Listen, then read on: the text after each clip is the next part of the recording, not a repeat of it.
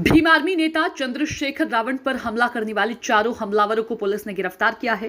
गिरफ्तार किए गए सभी आरोपी हरियाणा की अंबाला कोर्ट में सरेंडर की तैयारी कर रहे थे। इस दौरान पुलिस ने हमलावरों को अंबाला से गिरफ्तार कर लिया। मालूम हो कि उत्तर प्रदेश के सहारनपुर में बुधवार शाम भीम आर्मी चीफ चंद्रशेखर आजाद पर जानलेवा हमला हुआ था। इस हमले में गोली चंद्रशेखर की कमर को छूकर निकल गई थी। चंद्रशेखर आजाद पर हुए इस हमले को लेकर योगी सरकार भी सख्त नजर आई थी, जिसके बाद उच्च अधिकारियों की टीम गठित कर घटना की जांच में जुट गए। डीआईजी अजय साहनी ने बताया कि पकड़े गए चारों हमलावरों ने चंद्रशेखर द्वारा दिल्ली व अन्य स्थानों पर लगातार दिए बयान से आहत होकर यह हमला किया था। डीआईजी के अनुसार आरोपियों ने पूछताछ के दौरान बताया कि 28 जून 2023 की सुबह हम विक्की करनाल को मेरठ से लेकर लौट रहे थे। इस बीच रास्ते में रोहाना कला टोल के पास खाने के लिए ढाबे पर रुके। उस समय हमने वहां पर काफी भीड़ एकत्र होती देखी तो पता चला कि चंद्रशेखर आजाद अपने समर्थकों के साथ इसी मार्ग से देवबंद को किसी कार्यक्रम में शामिल होने जा रहे थे। आरोपियों ने पुलिस की पूछताछ में बताया कि चंद्रशेखर आजाद द्वारा पिछले कुछ महीनों में दिल्ली व आसपास की जगहों पर ऐसे उल्टे सीधे बयान दिए गए थे, जिससे हम बहुत आहत थे। टोल के पास इस कार्यक्रम की जानकारी होने पर उसी वक्त हमने इसे निपटाने की ठान ली। इसके बाद हम भी देवबंद पहुंच गए और कार्यक्रम की रैकी की। हमारे पास 2 तमंचे थे। गाड़ी विकास करनाल की ही थी और उसी के द्वारा चलाई जा रही थी। उसके बगल में लविश और लविश के पीछे वाली सीट पर विकास उर्फ विक्की व उसके बगल में प्रशांत बैठा था। उन्होंने बताया कि चंद्रशेखर जैसे ही कार्यक्रम से गाड़ी में बैठकर निकला तो कुछ दूर जाकर स्पीड ब्रेकर की वजह से गाड़ी की रफ्तार धीमी हुई। इस दौरान चंद्रशेखर की गाड़ी को ओवरटेक करते हुए फायरिंग कर दी। 2 राउंड फायरिंग पीछे बैठे हुए विक्की व 1 राउंड फायरिंग प्रशांत ने की। बताया गया है कि इसके बाद आरोपी वहां से भाग निकले तो वहीं कुछ दूर जाने के बाद गाड़ी का तेल खत्म हो गया और हमलावर गाड़ी मीरगपुर में छोड़कर भाग गए। इसके बाद वे जंगलों में छिप गए और फिर किसी तरह छिपते हुए अंबाला पहुंच गए। पुलिस ने हरियाणा नंबर की गाड़ी को पेश करते हुए अपने चतुराई के साथ सभी आरोपियों को अंबाला से गिरफ्तार कर लिया है।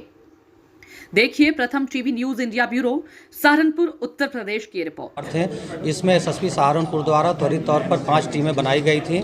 एसपी सिटी, एसपी देहात, सीओ देवबंद, स्वाट और सर्विलांस की ये टीमें लगातार काम कर रही थी और हर घंटे इनकी मॉनिटरिंग की जा रही थी।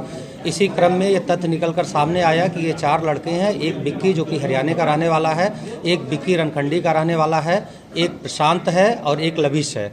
ये चारों लोग गाड़ी में सवार थे स्विफ्ट डिजायर में। गाड़ी बिक्की विकास की थी जो कि हरियाणा का रहने वाला है।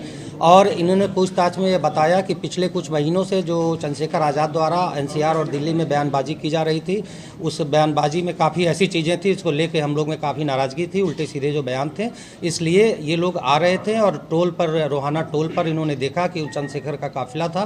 तत्काल इन्होंने अटैक करने का प्लान बनाया और पीछा करते हुए इन्होंने देवबंद में जाकर उनकी गाड़ी पर फायर किया। कुल 3 राउंड फायरिंग के द्वारा की गई है जो 315 बोर के तमंचे से की गई है। और इन अभियुक्तों में से कुछ का आपराधिक इतिहास पूर्व में 307 और लूट का रहा है। जो एक दो घटनाएं हैं जो प्रेस नोट में हमने मेंशन कर रखा है। ये लगातार काम करने के पश्चात इन चारों की गिरफ्तारी की गई, गाड़ी बरामद की गई, वेपन बरामद किए गए हैं। इस पूरे घटनाक्रम में डीजीपी महोदय द्वारा जो पुलिस टीम काम कर रही थी उसको 50,000 रुपये का पुरस्कार प्रदान किया गया है।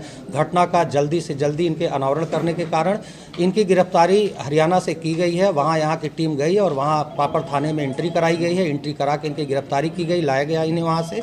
और इसमें जो भी राजपत्रित अधिकारी लगे हुए हैं उन सभी को प्रशस्ति पत्र भी प्रदान किया जा रहा है। जी, इनका आपराधिक इतिहास हमने मेंशन कर दिया है प्रेस नोट में। 307 के और कुछ अन्य मामले पूर्व में है, वो सारी चीजें हमने आप लोगों को मेंशन कर दी।